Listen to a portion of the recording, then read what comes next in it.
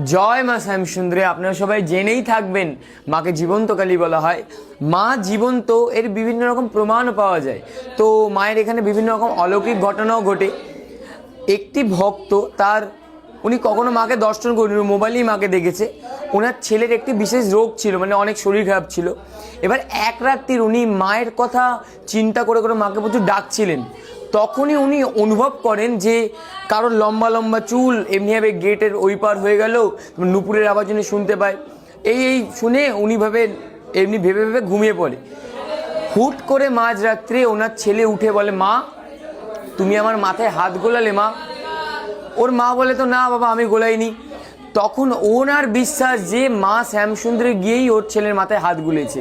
আর সবচেয়ে আশ্চর্যের বিষয় হলো, ওই দিন যে এই ঘটনাটা ঘটলো, তার পরের দিন থেকে ওর ছেলের যা শরীর খারাপ ছিল 99% সব কমে গেল। তাই মা সত্যি আছে।